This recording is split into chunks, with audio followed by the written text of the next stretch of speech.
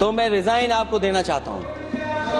ये आपने वीडियो देखा और वीडियो में आपने देखा कि सपा पार्टी के अध्यक्ष जो है अखिलेश यादव वो अपने इस्तीफे की बात कर रहे हैं। आप ये सोच रहे होंगे ये वीडियो कब का है और ऐसी क्या नौबत आ गई कि वो अपने इस्तीफे देने की बात कर रहे हैं। तो मैं आपको बता दूं कि संसद की बजट का सत्र जो है अभी चालू है और उसी में अखिलेश यादव ने ये कहा है और ये इस मुद्दे को लेकर कहा है कि महाकुंभ में जो दर्दनाक हादसा हुआ उसमें कई सारे लोग मारे गए, ये आंकड़े अभी तक जारी नहीं किए गए हैं। उन्होंने यह कहा कि इस मुद्दे पर सरकार को पूरी जानकारी देने के साथ साथ संसद में मृतकों के लिए 2 मिनट का मौन भी रखा जाना चाहिए। उन्होंने खुद के लिए भी यही कहा कि 2 मिनट तक खड़े होकर वो मृतकों के लिए शोक व्यक्त करेंगे जिनकी जान महाकुंभ में हुई अव्यवस्थाओं की वजह से चली गई है। अखिलेश यादव ने आगे कहा कि सरकार ने प्रचार किया था कि महाकुंभ में 100 करोड़ श्रद्धालुओं के आने का इंतजाम किया गया है, लेकिन उन्होंने सवाल उठाया कि जब इतने बड़े आयोजन का प्रचार किया गया है तो उसके बाद से इतने बड़े हादसे के आंकड़े क्यों छुपाए गए हैं।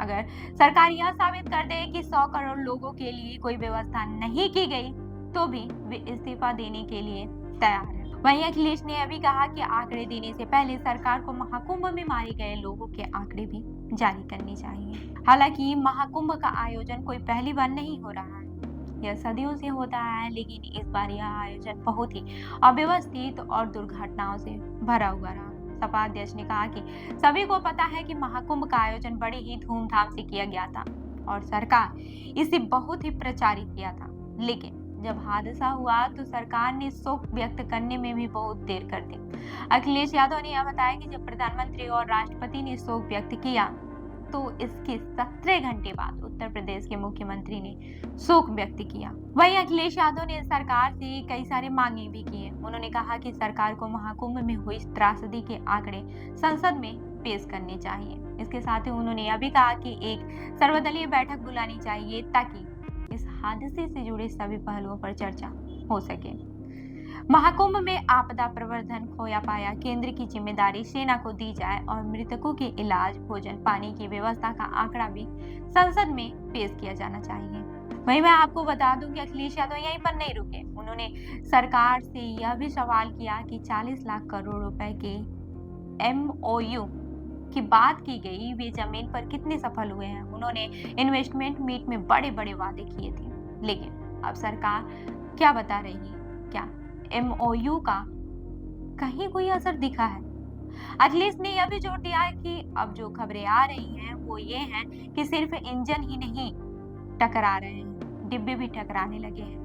वहीं अखिलेश यादव के इस बयान ने महाकुंभ हादसे के बाद सरकार की प्रतिक्रिया को लेकर लोगों के बीच चर्चा शुरू कर दी है। क्या सरकार ने इस त्रासदी को गंभीरता से लिया? क्या वह आंकड़े छुपाने में लगी है? क्या इस हादसे से जुड़े लोगों को जल्द न्याय मिलेगा? ये सारे सवाल आज पूरे देश में गूंज रहे हैं। अखिलेश यादव ने इस घटना के बाद से सरकार से यही मांग की है कि वह न केवल हादसे के आंकड़े साझा करे बल्कि जिम्मेदार अधिकारियों के खिलाफ भी कार्रवाई करें।